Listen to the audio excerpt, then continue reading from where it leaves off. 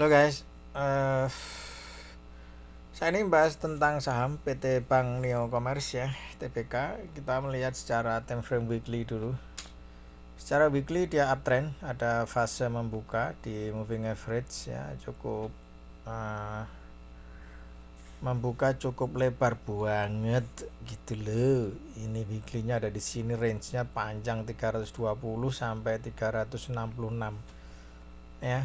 Ini range untuk pembukaan weekly-nya sampai sini ya. Ini weekly-nya istimewa. Oke, jadi uptrend untuk weekly. Kita kemudian beralih ke daily-nya. Secara daily, nah ini bedanya. Daily dia downtrend. Nah, padahal di weekly dia mencari uptrend, mencari re-entry di weekly-nya, sehingga ini harus menjadi area re-entry di daily price. Saya berekspektasi ya, sebenarnya juga ekspektasi ya, dia turun sampai ke sini kemudian naik seperti ini. Oke, itu secara dailynya gitu ya. Jadi turun dulu ke 353 mungkin atau 362 gitu ya, baru kemudian fase uptrendnya akan bisa terjadi. Kenapa saya lebih cenderung fase uptrend, nanti akan kita jelaskan. Kemudian masuk ke area 4 jamnya. Di area 4 jam sama, artinya dia masuk di re-entry. Perhatikan di sini, dia sudah re-entry dia sudah rejection di MA50 di 4 hour.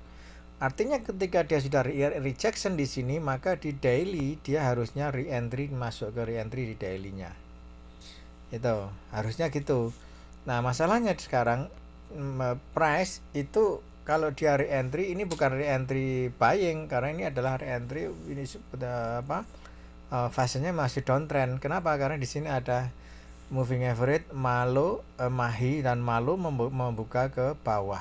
Artinya memang price akan cenderung untuk lebih downtrend ya. Mungkin 362 oke lah itu. Nah, di 4 jam tadi sudah jelas ya, clear bahwa memang ini harusnya, ini kalau masuk re-entry ini harusnya sudah rejection di sini. Ini masuk re-entry di buy, tapi ternyata di harus re-entry buy.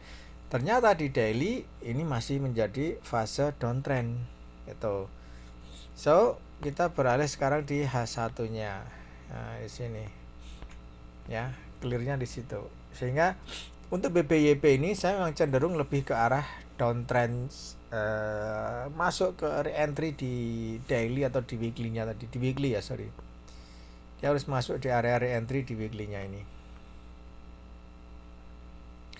Ini ya, masuk re-entry. Artinya re-entry apa? Masuk re-entry seperti ini. Masuk untuk area buy di weekly, baru kemudian kita bisa buy ngikutin price. Ini kalau nah, masalah seperti yang saya sampaikan tadi bahwa dia harus masuk di situ. Kenapa? Karena target area itu di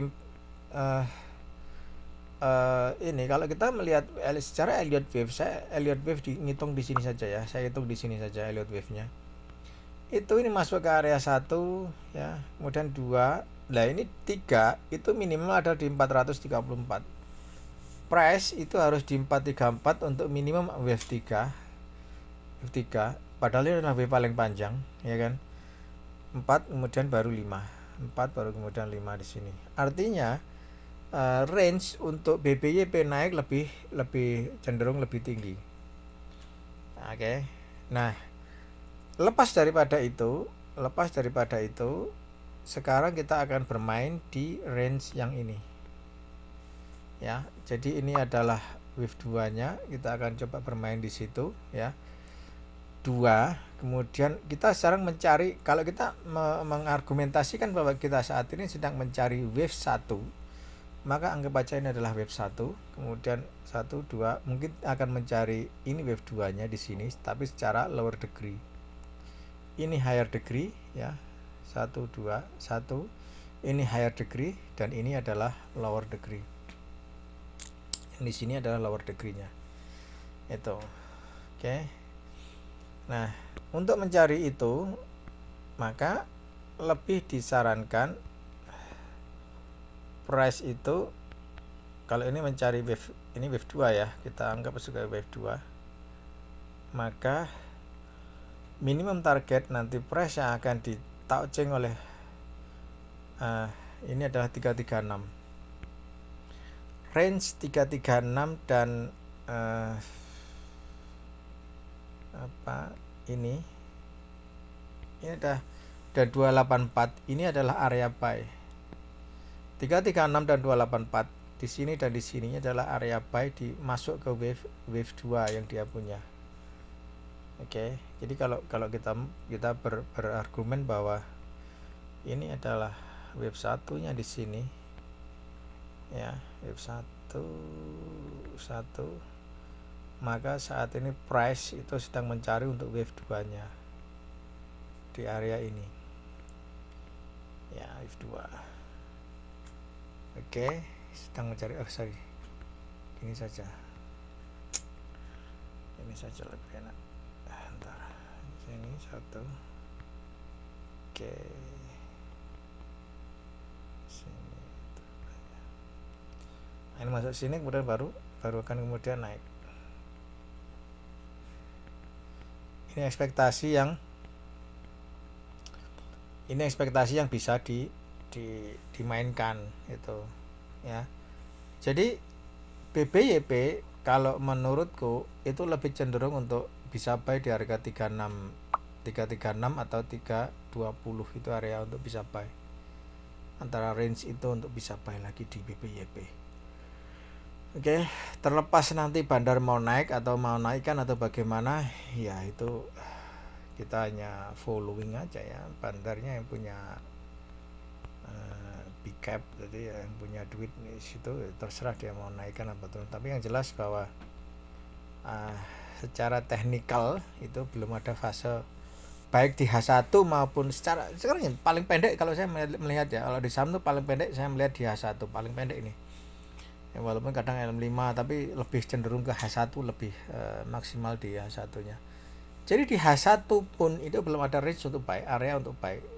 Fair value gap, secara fair value gap kita tidak dapatkan di harga ini untuk buy. Bandingkan dengan harga yang di harga bawah ini. Nah, ini fair value gap di harga bawah sahamnya ini. Ya, di sini. Ini harga, anggap aja ini harga bawahnya kan. Nah, di sini ada fair value gap yang menjadi pemantik price untuk bisa naik seperti itu. Makanya di sini pun juga harus ada itu. Di sini pun saat price lagi turun ini dia harus ada fair value gap kayak gini. Wajib ada seperti itu baru kemudian price akan bisa. Jadi istilahnya pemantiknya ada. Jadi pemantiknya harus ada. Apa itu fair value gap ini harus jadi pemantik untuk bisa price kembali uptrend. Kalau sementara tidak ada di harga itu, maka tunggu aja di 336 untuk kemudian bisa buy minimal di situ. Itu pun di area 336 dan area 284 ini harus ada fair value gap buy di sini. Di range yang ini harus ada fair value gap buy di sini. Ketika price nanti masuk area ini dia wajib ada fair value gap buy, baru kemudian kita bisa nge-buy. Karena pemantiknya sudah ada, tinggal tambah gas, meledak sudah naik uptrend gitu. Oke. Nah, sekarang pemantik untuk sell ini masih nongkrong di atas ini. Ini pemantik sell, pemantiknya di sini. Pemantik buy ya, fair value gap buy, yang merah ini pemantik sell. Ya ada di situ sudah masih nongkrong di situ. Artinya itu nanti akan jadi target minimal ketika price sudah berada di mungkin di 336 atau ke bawahnya. Ya, ketika price sudah ada di 336 atau ke bawahnya, ya, masuk ke area ini, maka yang merah ini akan menjadi target minimal di 386, akan menjadi target minimal nanti price untuk bisa disentuh itu. Ini ya. Ini dan ini menjadi minimal target yang nanti akan dijadikan target touching untuk bisa price disentuh di harga itu. Oke guys, itu sedikit gambaran mengenai BBYP, bagaimana kita memperlakukan BBYP ke depan. Kecenderungannya apa? Saya kecenderungan lebih ke arah selling ya. Jadi sampai ke mungkin akan kita tunggu di 336. Atau nantinya ketika sudah ada fair value gap buy baru kita akan ikut buy. Sementara kalau belum ada stay away dulu. Kalau teman-teman mau buy, monggo silahkan. Secara technical moving average dia masih di bawah moving average 50, sehingga price untuk tekanan ke selling itu lebih tinggi daripada tekanan untuk buy. Have a nice day, jangan lupa di follow akunku ya. Bye bye.